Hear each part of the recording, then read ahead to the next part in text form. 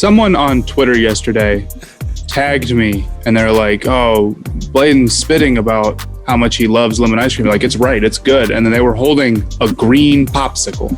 No, you misread it. You misread it. I got tagged in the same thing. He said, I don't know about lemon ice cream, but lime is really good. You misread the tweet. It's not ice cream if it's water-based. It's a sorbet if it's water-based, or it's a popsicle if it's water-based. It's a sorbet if it's water-based. Yes, they're two different things. That is fundamentally... It can't be cream. They can't be cream if it's not milk-based. That is two different things. Oh, look at Mr. Ice Cream Scientist over here. It's not science. Okay. Ice cream has milk in it. It's like saying something's a sandwich without bread.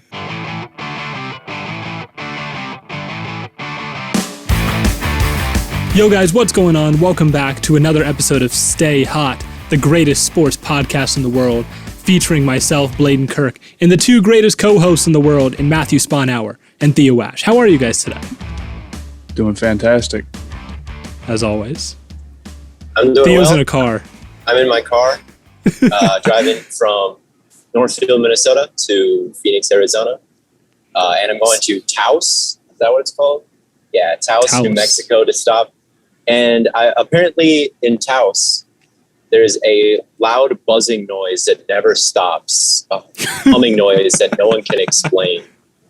That's sweet. Well, hopefully the insane. podcast is over before you get there, because I really don't want to hear it, if I'm being totally honest. I also hope it is, because I'm in this car for another 3.5 hours. That would be a hell of a podcast. I drove from Cincinnati to Columbus today, and I thought that was a long drive. So, I don't know how you're feeling, man.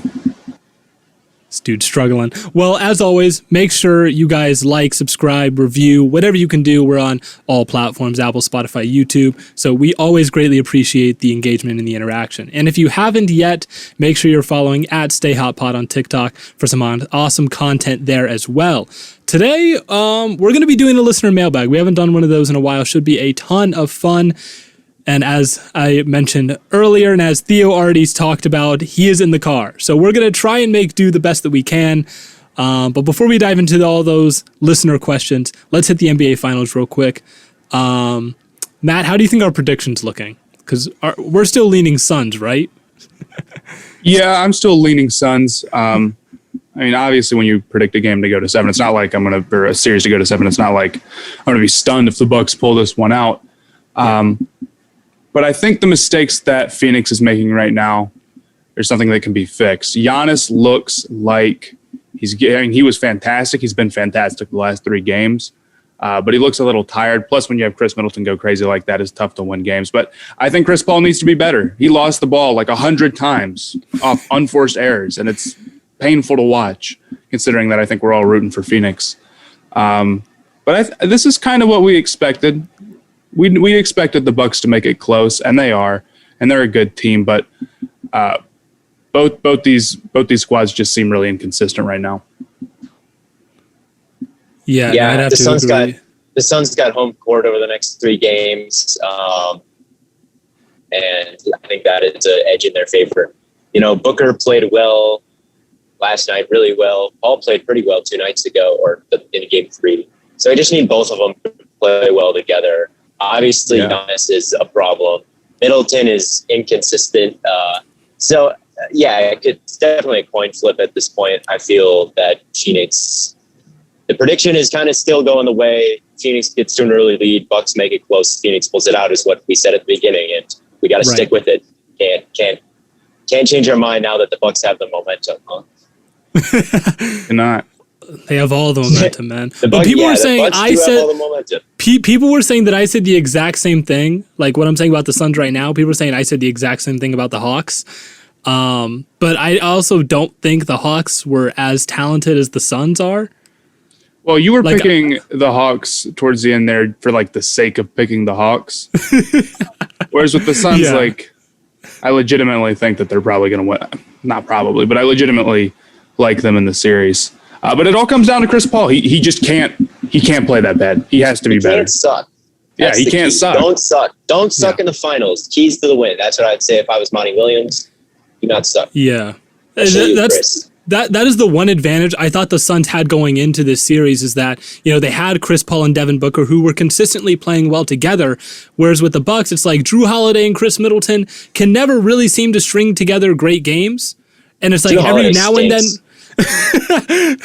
it's like every now and then one of them will pull together a decent game or a really good game like we saw Middleton do last night. But that's just if the one thing that the Suns had going their way, like really heavily in their favor, now all of a sudden flips on its head, that's going to be a problem. I think the home court advantage is going to be a big help. Oh, so definitely. We'll see how Booker almost got fouled out last night. That can't happen again. Booker had like 10 or 11 or maybe 12. Yeah, no, he should have gotten fouled out. Yeah, I can't believe he didn't. That was ridiculous. But moving on to the listener mailbag. Yeah, moving on to the listener mailbag. We put out the bat signal for your questions, and y'all delivered. Like, we got 70 questions, I think, within like an hour. Like, it was ridiculous. But we have, I think, hundreds now to sift through. But we found some gems, so we're going to hop into the first voicemail here right now. And my name's Lawrence. I'm from Kansas City. And I just want to say what's up to everybody on the pod. Theo, Matt, Blaiden. And my name's Lawrence. I'm from Kansas City. And I wanted to ask a quick Chiefs-related question. If the Chiefs were to make it to a third Super Bowl in a row, would this make them a dynasty? Yeah, it would. Fair. Yeah, 3 in a row. I mean, you could think of, well, I don't know. It kind of depends. If they were 3 in a row and then they sucked the rest of the way, like through the decade for some reason, then maybe not. But if they get to these 3 and it's almost guaranteed they're in the playoffs like the rest of the decade here, or at least contending, I'd say that you could call like the Chiefs dynasty. It would have to be. I think they'd have to win another ring. I don't think you could say it's a dynasty with one championship.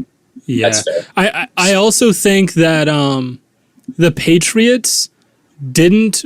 They're like an extraordinarily rare dynasty.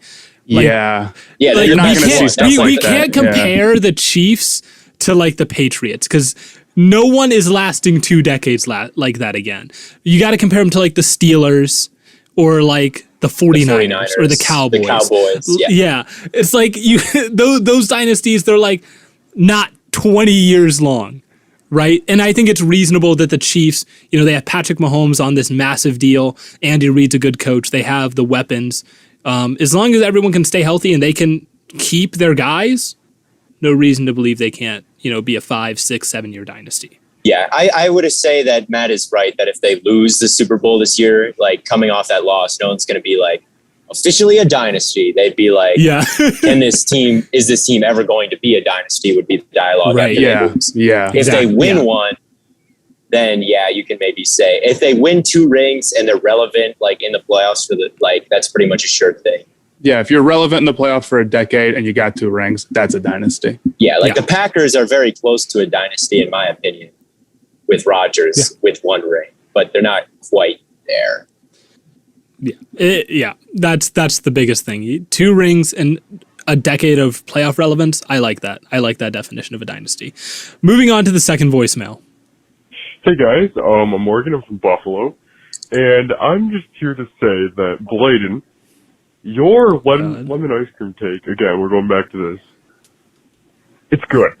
You like your Thank take, you. Let me try it, basically, and it's good. I'm on your side. It is 100% top-free ice cream. It is very good. Thank you for the recommendation, and keep up the good work. Yeah. Someone on Twitter yesterday tagged me, and they're like, "Oh, Blaiden's spitting about how much he loves lemon ice cream." Like, it's right, it's good. And then they were holding a green popsicle for it to be lemon ice cream. You misread it. I got tagged in the same thing, and he said, "I don't know about." He said, "I don't know about lemon ice cream, but lime is really good." You misread the tweet. It's not ice cream if it's water-based. It's a sorbet if it's water-based, or it's a popsicle if it's water-based. It's a sorbet if it's water-based. Yes, they're 2 different things. That is fundamentally... It can't be cream. They can't be cream if it's not milk-based. That is two different things. Oh, look at Mr. Ice Cream Scientist over It's here. not science. Okay. Jerry's, Mr. Ice cream has milk in it. It's like saying something's a sandwich without bread. Okay, what about vegan ice cream? I don't know. I haven't had it. I don't know. Is that ice cream? Again, is I'm not a vegan ice cream scientist. I'm just. Is it water based? I guess not. I don't know. If it's water based. I've never even heard of a sorbet before.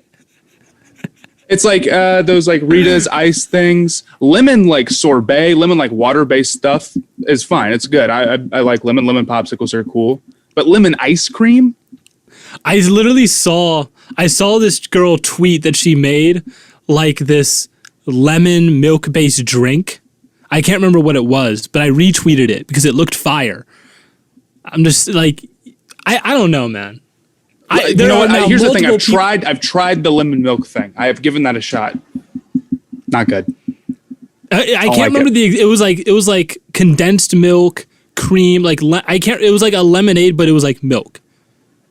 A lemon milk is like a combo I've seen before, and I think it's one of those things where it's like good for a sip, and then if you actually try to have like a glass of it, it gets old real quick, and it's not for me. Well, I appreciate the love for lemon ice cream. Let's move on to the third voicemail. Hi guys, I'm Joe from Minnesota. I wanted you to rank these players 1 to 4. Trae Young, Jayson Tatum, Devin Booker, and Donovan Mitchell. Thank you. I think that I would go with Tatum at number 1 there. I think so Tatum, too. It's close. I think Tatum is such a baller, and he's the one who's going to be like, he's the one dropping 60 in the playoff. I don't know. They're all so good, but I think Tatum has the highest upside there, and it's probably the best right now. And then maybe Young, Booker, Mitchell. I think that's my list. I kind of want to put Booker at 2, but I agree that there's like a lot of. I think it's really close. It is. The one thing that Young does really well, and we talked about this in the group chat, is the way he facilitates an offense and the way he can like move the ball is just unreal. I don't know. I think that I'm going Trae Young at 2 after Tatum. I'd agree with you that I'd have Tatum above him. I don't think Booker has been so. Okay, if you're going with Booker above Trae Young, then you like his consistent, like his shot creation is probably a little bit better, I guess. But I don't know if the gap's that big because Booker had a pretty big string of not great games in the playoffs. And he was awesome last night. Fair. But he can't play. But he's not even in the same stratosphere as Trae Young as a playmaker. I think Trae Young's also like a horrible defender. I don't know. He is, but Devin Booker isn't a good enough defender. I mean, he's all right, but I don't know if that's making a huge difference for me when there's such a big gap between them as how they can run offenses. I would say, like, as much as I love Devin Booker, he might be my favorite player on my favorite team. Like, I love Booker, but if you traded him for Trae Young, I don't know if the Hawks get to the Eastern Conference Finals. I just think having that point guard ball facilitator is just a little having like kind of Booker being as like the secondary ball handler. That would be my only thing when it comes to Booker versus Trae Young. Yeah, I can understand that. I just feel like Booker, if we're talking just like in terms of talent and ability, I feel like I would take Booker. But if you want to, say that, being a pure point, that value reigns supreme, then I can understand that. Yeah, and even then, I'm really torn on Donovan Mitchell and Devin Booker. I think that's a pretty fair fight. Donovan Mitchell's really good. So I would go Tatum 1, Trae 2, Devin Booker 3 right now. I'll be a prisoner of the moment and say that because he's in the finals, even though I'll probably watch some games next year or whatever and be like, oh, Donovan Mitchell's better. And then I'll go Mitchell at 4. Right. That's fair. Theo, I'm sorry we have to deal with your technical issues. Feel bad. You're not getting not getting put in the absolute best audio situation right now. But we do have an email question we want to get into. We can't do only voicemails. This one is from Ben Ellingson. I think I pronounced that right. And he says, who is most likely out of you three to become famous? You know, that seems like a very weird question, if I'm being totally honest. I think it's me. I think I would be. I mean, we're already all known in specific niche circles, but I feel like I've got some acting chops, and if I really got big, I might. If I got bored of this, I think I'd go to Hollywood and do some auditions, and I think I could get some small roles there. Yeah. So I think I'm going to go with me. If you get tired of Stay Hot podcast, you're going to become a famous actor. He's going to be an event. He's going to become I'm an going to become a movie star if I get sick of the podcast. Yeah. So it's me. Yeah. It's definitely Theo. I will say, you know, you having like the acting background, that's, yeah, I guess relatively important. But and Matt doesn't want to be famous. True. Matt is always Theo. Do you want to be famous? Yes, I do. I would love to be famous. Okay. I think that would be fun. Well, then it comes down to me and you. Then. It comes down to me and you then. Well, your side hustle is being like a computer programmer. Yeah. Okay. And my side hustle is going to Hollywood and trying to get an acting job there. So I think it's got to be me. Matt doesn't even want to be famous. True. You are the theater kid, so okay. I feel like that defaults to you. So Theo's the most likely to be famous. So then, what's Matt the most likely to be? I guess we have to establish that. Off the grid, disappearing. Yes. Never to be seen again once he runs into some money and he's out in the mountains somewhere. I don't know. And then our producer already said that I'm going to be like a millionaire by 23. So yeah, I guess that's the most profit-driven of us. You're definitely going to have the biggest bag of all of us, most likely. I don't like money to be an option, you know? Just want to live. But moving on to the fourth voicemail. Hey guys, this is Will from New Hampshire, and I was really excited to see you give a shout out to Damian Harris last episode because he's just so criminally underrated.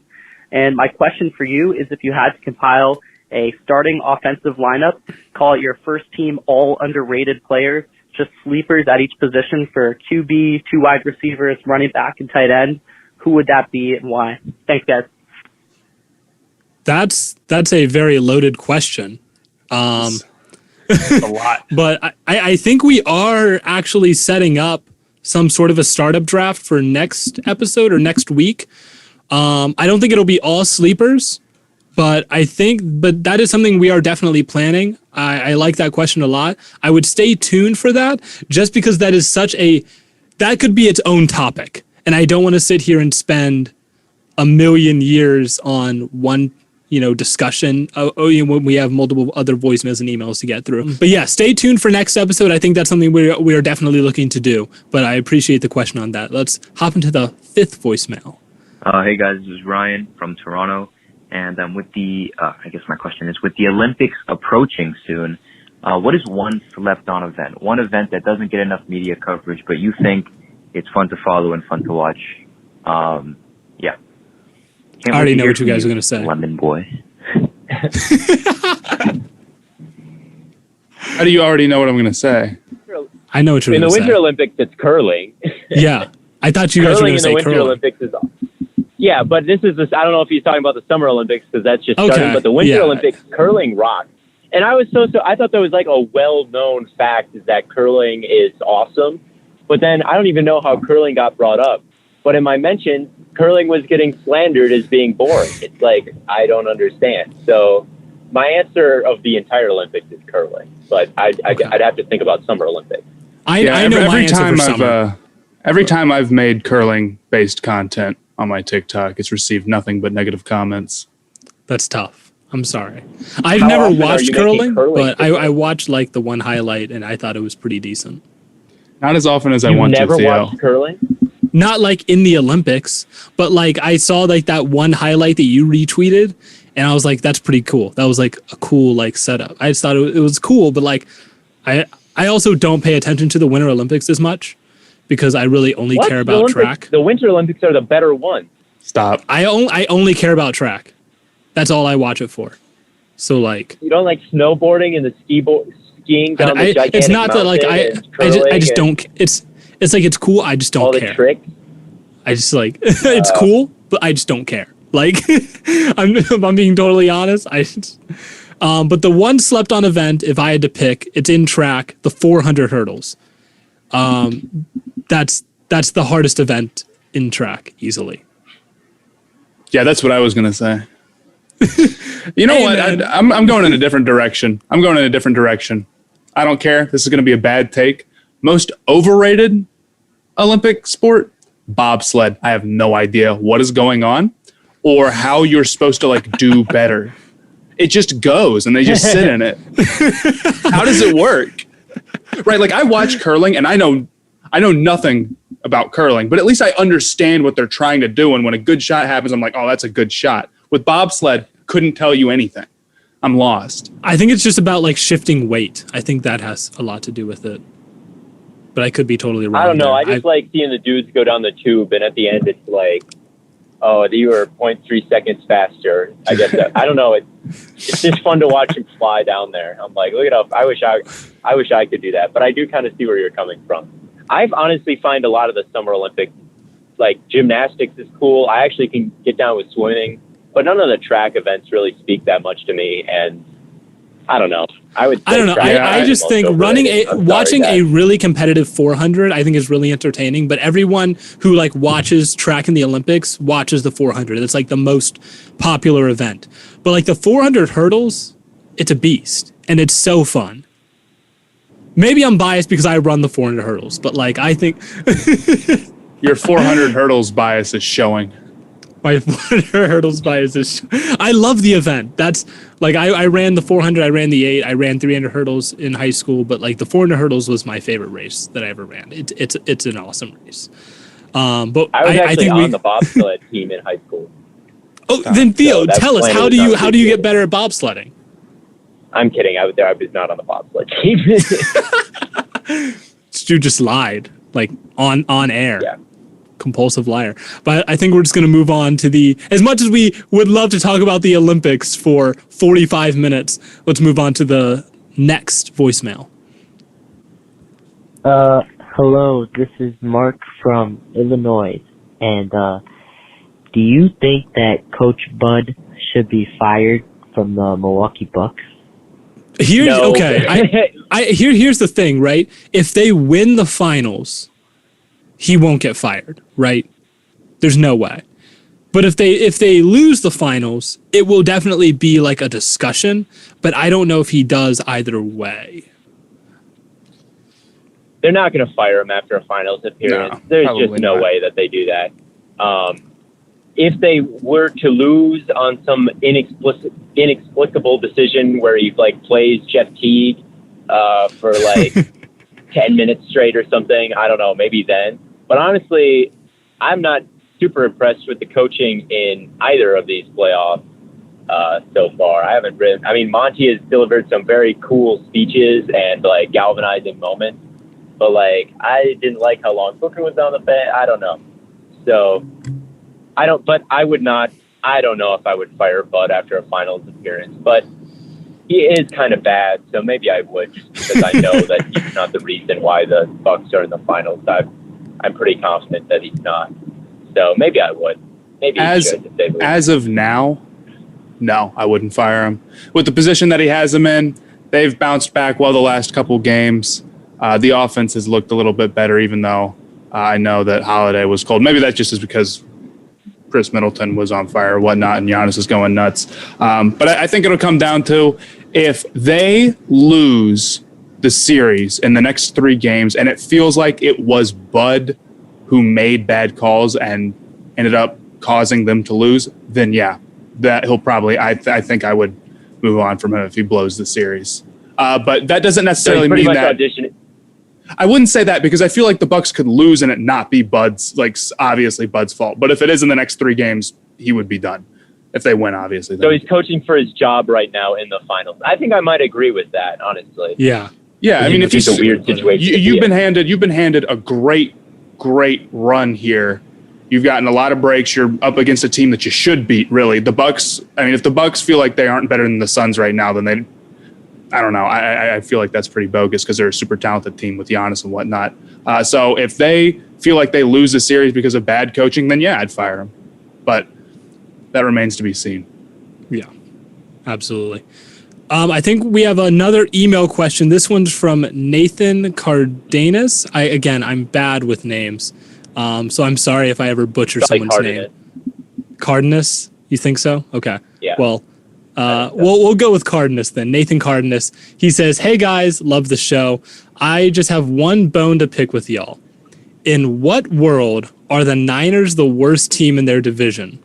The Niners have a top 5 defensive line with Eric Armstead and Joey Bosa, Nick Bosa, top 5 linebacker in Fred Warner, a top corner in Jason Verrett, one of the best offensive lines led by one of the best left tackles in Trent Williams, a young and talented receiving corps, and a stacked backfield that only got better with Wayne Gallman and drafting Trae Sermon."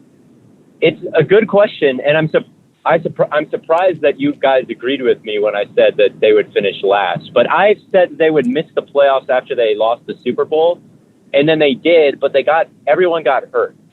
So I kind of feel like that was kind of a bogus or a Mickey Mouse prediction, getting that prediction. The same way. So I just kind of went with it again, and I guess you guys all agree with me. But I just thought that. Well, if you want to know my quarterback. My genuine opinion is I kind of think the Seahawks look really rough. I think that roster looks really rough, but I'm not going to – it would be dumb to pick against the Seahawks making the playoffs at this point, right? They're so consistent with Pete Carroll and Russell Wilson and whatnot. But I think there's a lot of holes there. That defense isn't perfect. With the Cardinals, you said that you liked them before Kyler got hurt, and I 100% agree with that. They were cooking, and then – we love the Rams, so somebody has to finish last. I think I could see a scenario where maybe the Cardinals just don't put it together the same way that they did in those the first half of the last season or whatnot. Or maybe there's a scenario where finally Pete Carroll and Russ don't just figure it out like they always seem to do, and they have a rough year. So I understand why the 49ers, it's tough to put them last, but I don't know. It's the division is just so great. I could counter that by saying Jimmy G's probably the worst quarterback in that division. That's what I would. Yeah, that's that by saying they have a young project quarterback who I like a lot in Trey Lance, but he's not entirely accurate, and there might be some stuff that he has to work on. The secondary is questionable, I think, with with their current setup, and I'm not sure that I trust their secondary a whole lot or their defense to be quite as good as it was in 2019. They lost their fantastic defensive coordinator. They lost not Armstead. They lost Buckner last year, and he's not coming back or anything. So, I could definitely – that's why I had them in last. But yeah, I could definitely see them finishing first. It's a really competitive division, but you can make that argument with anyone. That's really the biggest thing is the division is just so hard.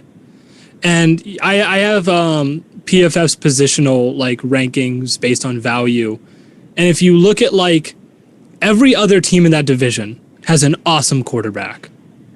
Even if Trey Lance is good, I don't think there's any way that he's better than Kyler, right? Or Stafford.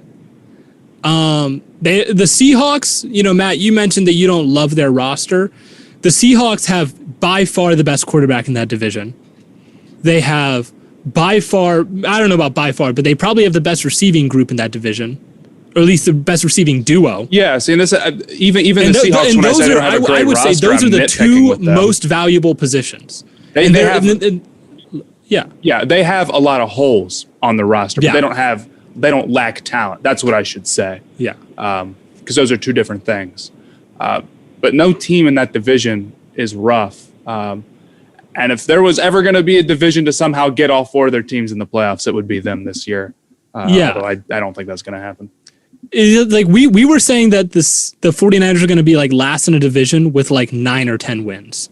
It is a brutal division. Yeah.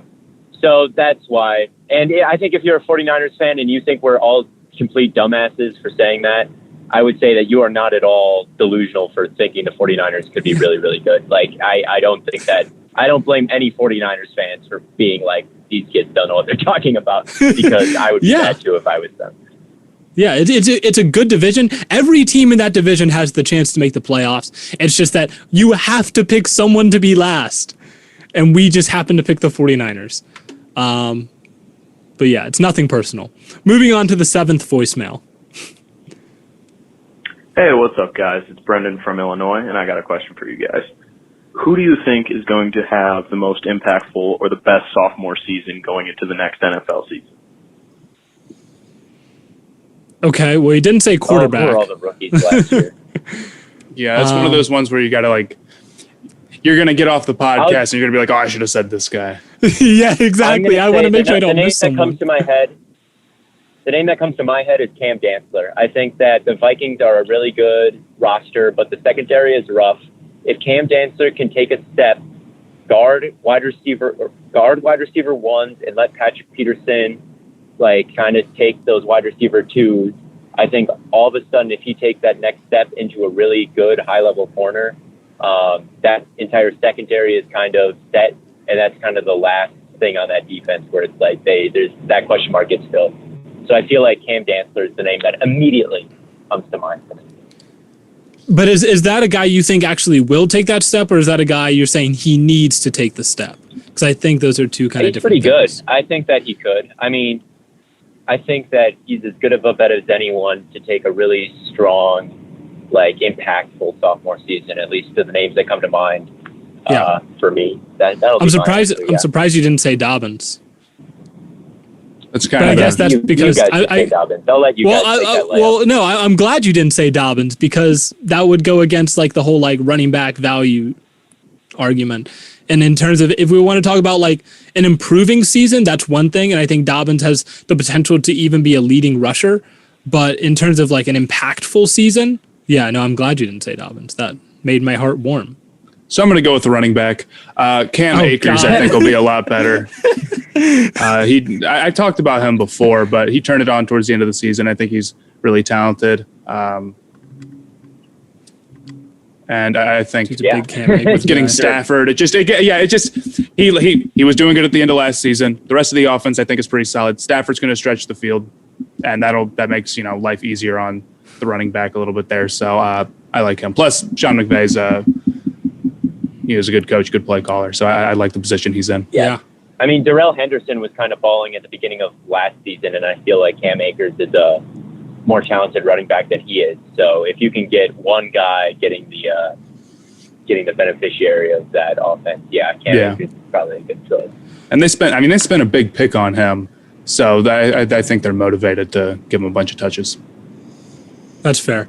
There's a lot of guys I could go with. I want to lean Jalen Hurts, but I feel like I talked about Jalen Hurts already a lot, so I'm not going to say him. I kind of want to go T. Higgins. I feel like Jamar Chase being there can take some of the load off, but there's a lot of guys I feel like on that, or there's a lot of receivers at least I think that could be getting targets, and I don't know if T. Higgins necessarily has the most impactful season.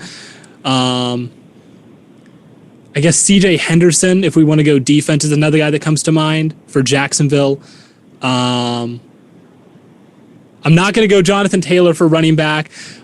Chase Young, though, I feel like if Chase Young can take a next step as a pass rusher, I think that could be wraps. Yeah, I feel like he is a really, really, really great run defender right now. But yeah, he is a little bit unrefined still as a pass rusher, and I feel like a little bit overrated as a pure like finesse pass rusher. But if he can add those moves to his arsenal in year 2, then he could definitely be like the player candidate. He needs to take the step from like the step that Jadeveon Clowney did not take, because Jadeveon Clowney was a monster run defender. Like even in college, like that was his thing in college. He was just a monster run defender, but he never took that step to be just a dominant pass rusher too. If Chase Young can do that, that defense is terrifying, which I think it's already pretty damn good. But moving on to, what is this, 8 voicemails now? Hey guys, it's Makai Taylor. I'm from New York, And I was just wondering who you guys think the most likable athletes are in the NBA and NFL. My picks would be Giannis Antetokounmpo and Lamar Jackson. Thanks, guys. Have a good one. I like Lamar, but I feel like Lamar gets a lot of hate.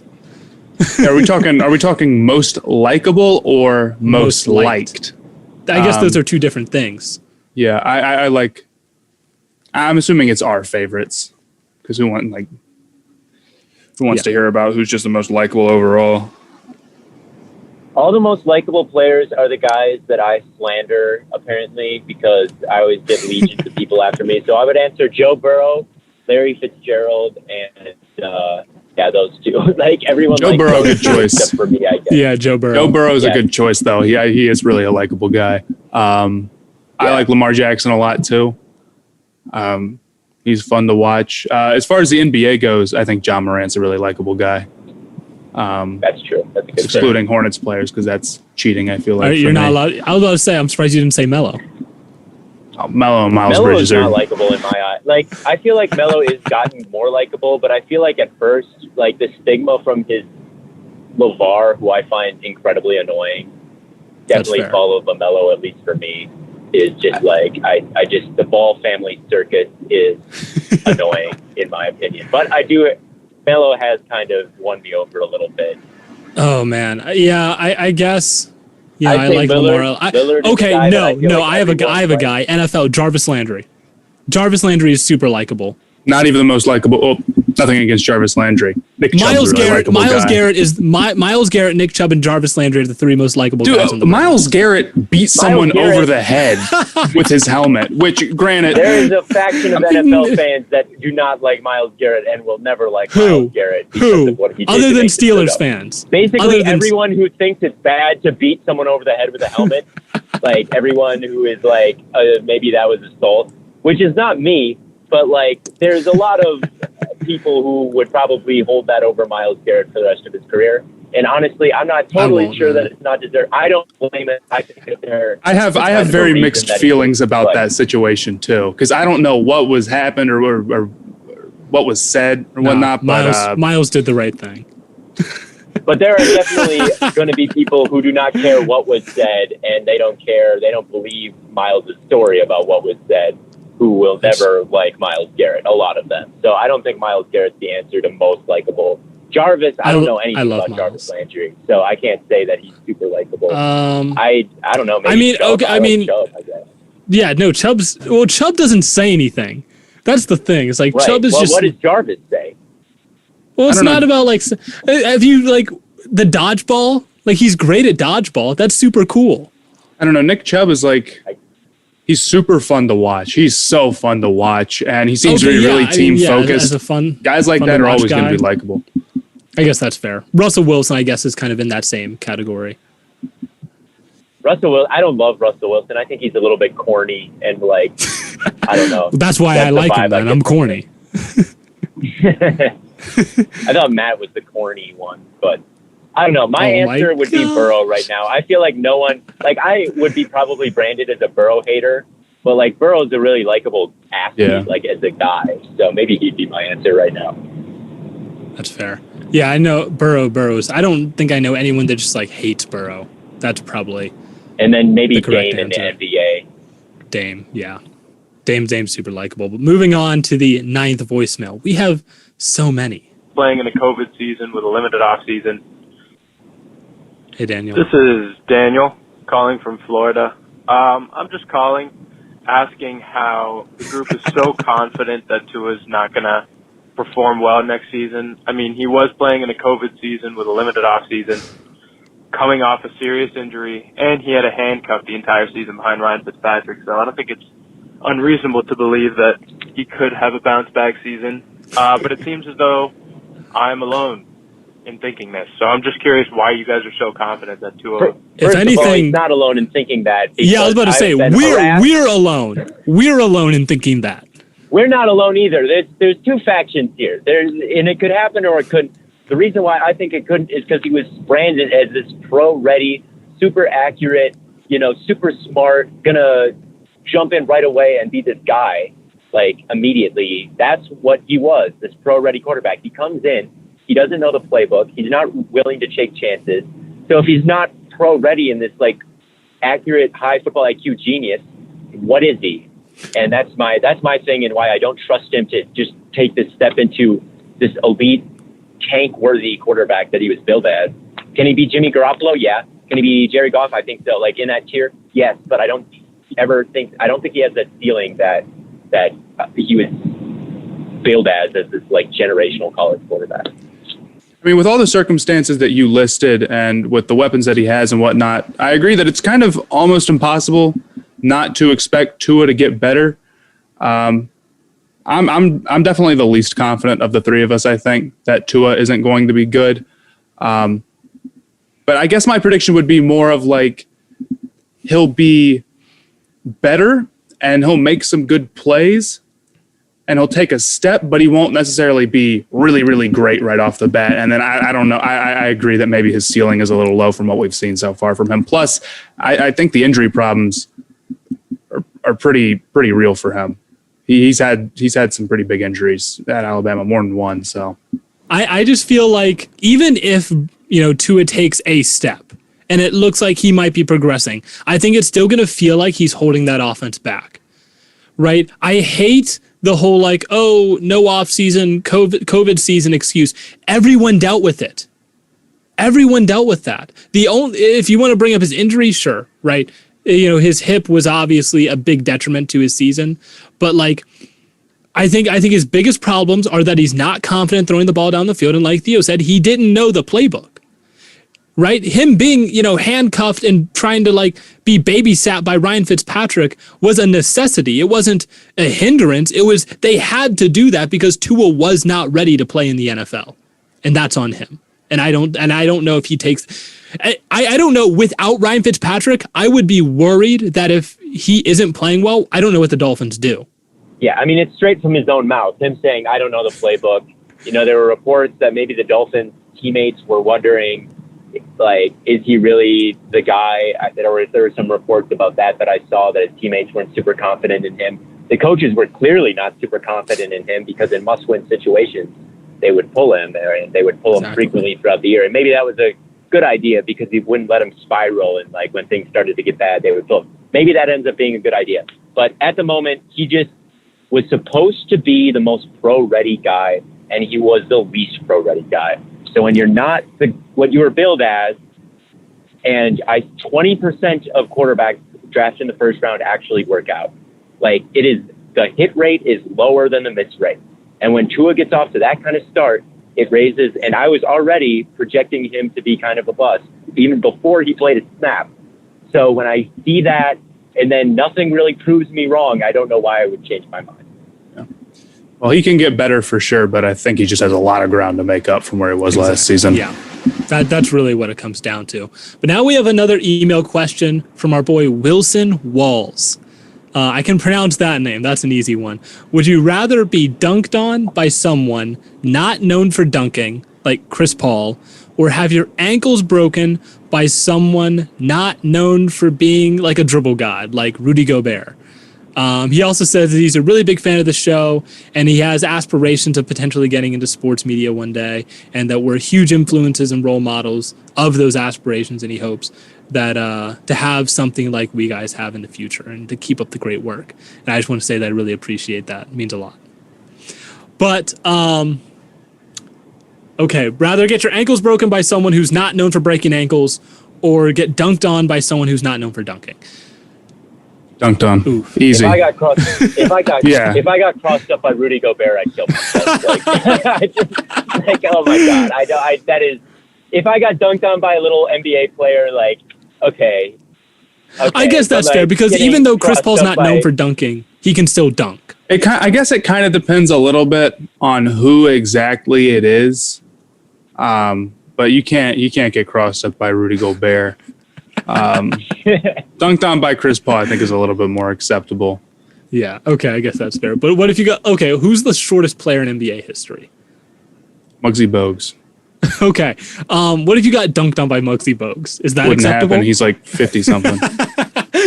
He's like 5'3". If I got dunked on by Muggsy Bogues, honestly, I would just be so impressed that he did it that I couldn't even do that. But like, Right. Yeah. What about like Isaiah Thomas? Gobert especially. Isaiah Thomas, I would be glad that it would be an honor to get dunked on by Isaiah Thomas, to be completely honest. Right. I would feel like, let's go, Isaiah. He just did that. And the moment would be like, wow, Isaiah Thomas got up. But like Gobert, I'm a Gobert hater. I am. I don't like him. I just don't like him. I don't think that he is as good as a lot of people think he is. And I think he's annoying because he rubbed his hands all over the bike when he had COVID and got the league shut down. I thought that was annoying of him. And I thought it was annoying that he cried about not being an all-star when he shouldn't have been an all-star. And now he gets all these all-star nods when I don't think he should be an all-star. I don't like Gobert. So if I got crossed up by Gobert, I would be inconsolable. So that's my answer. I wouldn't want to get crossed up by a guy who can dribble, especially Gobert. Well, there's a big difference between, like, okay, if Giannis is coming at me in the paint and he's trying to dunk on me, there's nothing I can do. But with getting crossed up, all you have to do is stand still. Someone can go around you. That's not getting crossed up. I'm assuming we mean like fall over. That's a whole nother thing. I think getting crossed up is so much worse, honestly. So probably at least for a regular person, because like as a regular person, if you get dunked on by an NBA player, it's almost kind of expected. Whereas with crossed up, you can prevent that no matter who you are. That's fair. Just watch the hips, man. But I think we have one more voicemail before we get out of here. Let's hit it. Hey, what's up, guys? This is Ben from Kentucky. Love the podcast.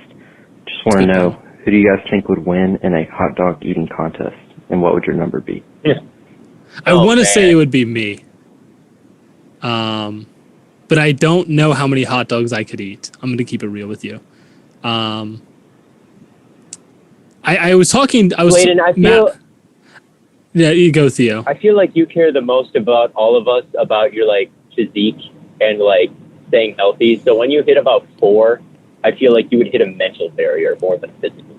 No, here's what you don't understand about me. I can eat whatever I want, and I do eat whatever I want. Okay.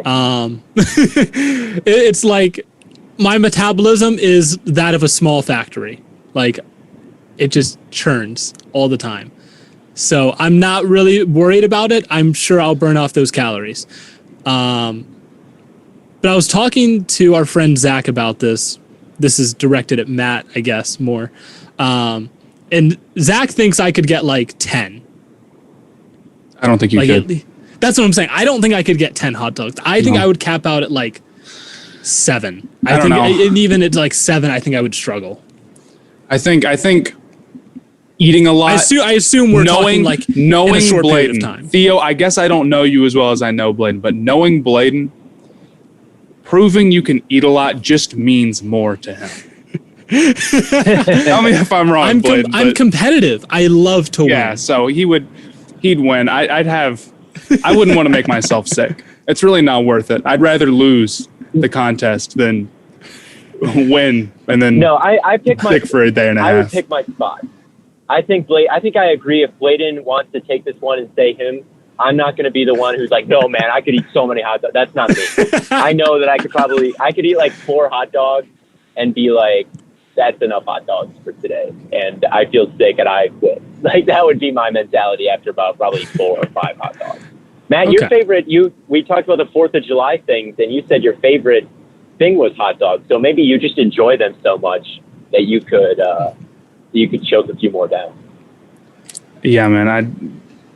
I don't know. I don't want 10. I'm not even that hungry right now, so probably wouldn't have any. Well, I don't think we're having a hot dog eating contest anytime soon, unless you guys want to. Right now. I think the real test has to be how fast we can eat a 4 for 4.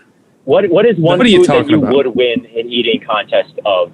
For me, it's plain Rice Krispies. I could eat 10 boxes of those in one sitting. Plain Rice Krispies with nothing on them. I could pour myself that bowl and it would be unlimited. I could go all day. I would not lose that contest. That's the one food where I would be like, okay, you're not beating me in that specific food. I don't know if anyone else has a food that they could just eat all day, but it's not hot dogs for me. It would be plain Rice Krispies with nothing on it. I'm dominant in Raz Cranberry LaCroix. I crush those. I can't attest to that. Matt goes ham on the LaCroix. I don't think I have a food. I don't think I have a food where I'm just like dominant in. I just like to eat. And I have certain foods that I'm like, I like it more than others, but I don't just like engulf certain foods more than others, you know? The other one is shrimp with cocktail sauce. I could maybe win a competition in that. That's weird. See, that one's bizarre, I think. Shrimp? That's a very normal. To be able to just like devour shrimp though, like at a certain point, you're talking about you would get sick with hot dogs and you're going to devour shrimp? Yes. Okay. I'll take your word for it, Theo. I don't want to bore everyone with our conversations about what foods we can devour, but I think that wraps things up on our end. Stay tuned for our next Stay Hot Shots coming this Wednesday, and we will be doing our startup draft, as mentioned earlier, for Tuesday's show. Should be a banger. Should be an absolute banger. And stay tuned for the NFL. As the NFL season is starting to get going, we're going to get in some fantasy football here pretty soon as well, along with a fantasy draft talk, I think, next week. Tons of content coming your way. We're super excited. Super exciting stuff. From Corn Boy, Dunk Boy, and your Lemon Boy. We'll catch you on the flippity flop.